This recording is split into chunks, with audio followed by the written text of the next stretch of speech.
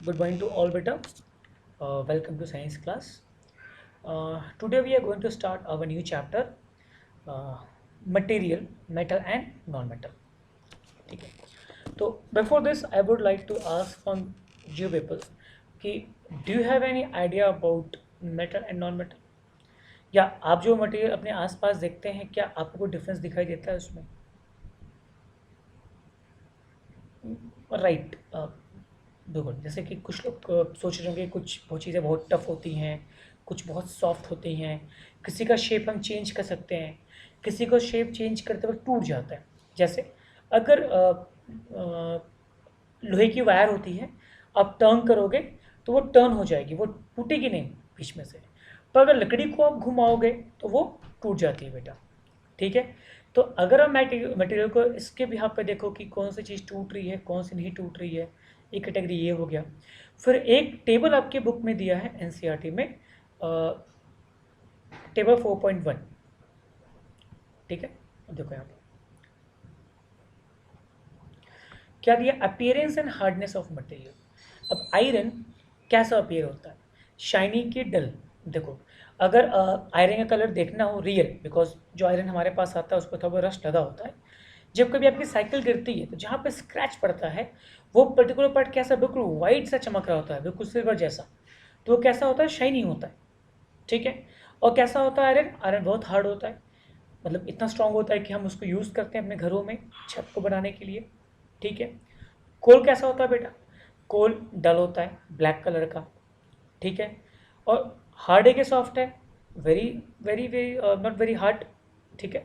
ये सॉफ्ट होता है, मतलब आप उसको हैमर मारोगे तो कोल टूट जाता है मल्टीपल पीस में। कैसे, जैसे ईंटें टूट जाती हैं, ईंट पे पत्थर मारो, हथौड़ा मारो तो क्या होता है, ईंट टूट जाता है बेटा। ठीक है। सल्फर आपने देखा नहीं होगा, सिटी सल्फर बिल्कुल ईंट जैसा ही होता है, येलोइश। तो बहुत शाइनी नहीं होता है, पर ना ही बहुत स्ट्रांग होता है। एल्युमिनियम का सरफेस उतना शाइनी नहीं होता है, लेकिन एल्युमिनियम भी हार्ड होता है। कॉपर शाइनिंग होता है और हार्ड भी होता है। तो हम कुछ प्रॉपर्टीज़ को देख करके भी डिसाइड कर सकते हैं कि ये पर्टिकुलर मटेरियल या तो मेटल है या नॉन मेटल है। तो मेटल की जो प्रॉपर्टीज़ हैं वो आपको बता दूं मैं। सबसे पहली प्रॉपर्टी होती है मेटल की, वो होती है मैलेबिलिटी। ठीक है। मैलेबिलिटी क्या होती है वो समझते हैं। ये देखो यहाँ फिगर बना हुआ है हैमर का। ठीक। अब ये हैमर, एक मिनट,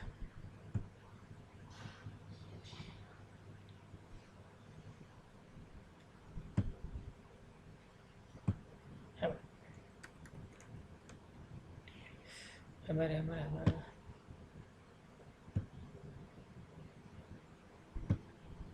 ठीक। हैमर। ठीक है। हैमर जब कील पे स्ट्राइक करता है तो कील ऐसे टूटती नहीं है बेटा, वो ना बैंड हो जाती है। आप बीट करते जाओगे, इनहेल बिल्कुल बैंड हो जाती है। ठीक है। तो ये जो बैंड होता है, मतलब उसका शेप चेंज होता है बिना टूटे, इस प्रॉपर्टी को हम कहते हैं मैलेबिलिटी।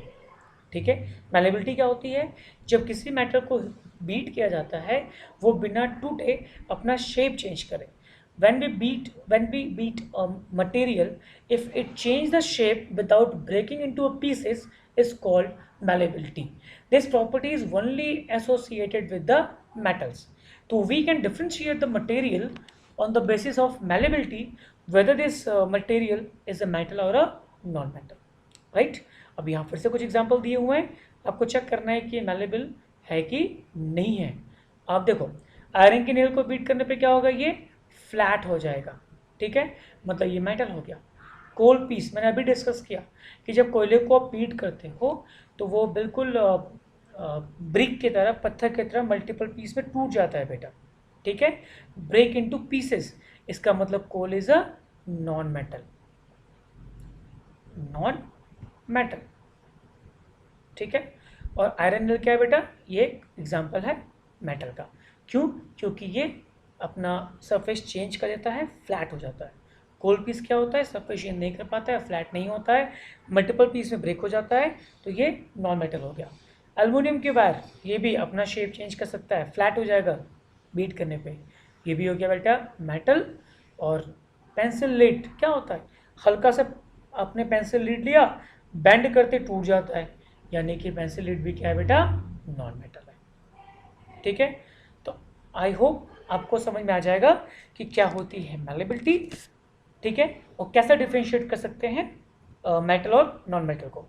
कुछ एग्जांपल्स आप वीडियो देखने के बाद कमेंट सेक्शन में मुझे बताएंगे कि और कौन कौन से एग्जांपल हैं जो बीट करने पे शेप चेंज कर सकते हैं लेकिन पीसेस में टूटते नहीं है बेटा। ठीक है ना, तो हम कह सकते हैं कि इस प्रॉपर्टी का यूज़ काफ़ी ज़्यादा होता है इंडस्ट्रीज़ वगैरह में। यहाँ एग्जांपल दिया आपको, a blacksmith beating an iron piece. ठीक, सिंपल आयरन का पीस लेकर आया, उसे बीट करना शुरू किया और उस बीट पीस को मतलब बैंड कर करके पीट पीट के किसमें शेप दे रहा है, स्पेट में, शॉवल में, एक्स में, मतलब है लोहा ही, पर उसको बीट करने से हम उनको शेप को चेंज कर रहे हैं और अपने यूज़ के हिसाब से उनमें स्ट्रक्चर लेके हम आ जा रहे हैं। ओके, फिर आपने देखा होगा कि सिंपल लोहे से गेट बनती है, खिड़कियाँ बनती हैं, दरवाजे बन जाते हैं, बाइक्स बन रही हैं, कार बन रहे हैं। तो ये इसलिए पॉसिबल हो पाया कि एक तो मेटल हार्ड है, दूसरा हम उनको बीट करने पे वो टूटते नहीं, अपने शेप को चेंज करते हैं।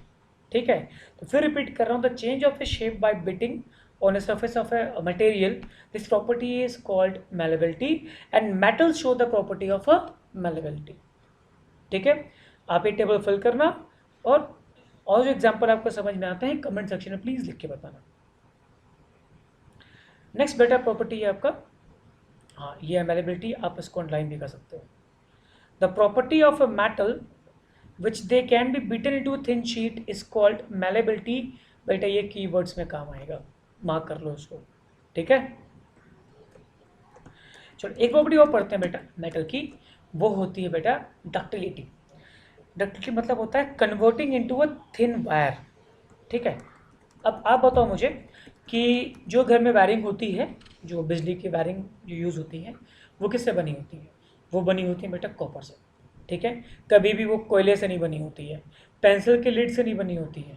ठीक है, क्योंकि ये जो प्रॉपर्टी है उसमें दो चीज़ें आती हैं। पहला कि metals are good conductor of electricity. Good conductor वो होते हैं जो करंट को पास करते हैं, पुअर कंडक्टर वो होते हैं जो करंट को पास नहीं करते। नहीं सिर्फ करंट, इवन हीट भी। गुड कंडक्टर जो भी मटेरियल करंट को पास करते हैं जनरली वो हीट को भी पास ऑन करते हैं।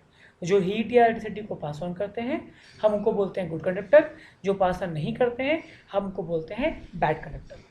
ठीक है बेटा, सेकंड अब बात करते हैं डक्टिलिटी की। तो डक्टिलिटी और कंडक्टिविटी मिलाकर ही मेटल्स को एक अच्छा मटेरियल बनाते हैं जो हम घर की वायरिंग के लिए यूज़ कर सकते हैं।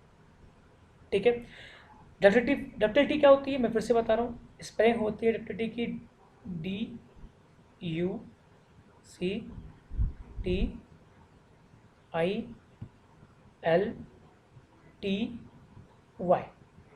ठीक है, इससे मैलेबिलिटी होती है changing into thin sheet, ductility होती है drawing into a thin wire. आप खींचते जाओगे वो टूटेगा नहीं, इसलिए सोने और चांदी के वायर बिल्कुल पतले पतले खींच करके उनसे महंगे महंगे ड्रेसेस बनाए जाते हैं। ठीक है, और वो बिना ब्रेक हुए अपना शेप चेंज करते हैं और खुद को वायर में कन्वर्ट करते हैं। तो वायर में कन्वर्ट करने को बोलते हैं डक्टिलिटी और शीट में चेंज करने को बोलते हैं बेटा मैलेबिलिटी। ठीक है, अगला टॉपिक जो हमें पढ़ना है वो है कंडक्टिविटी ऑफ अ मेटल। ठीक है।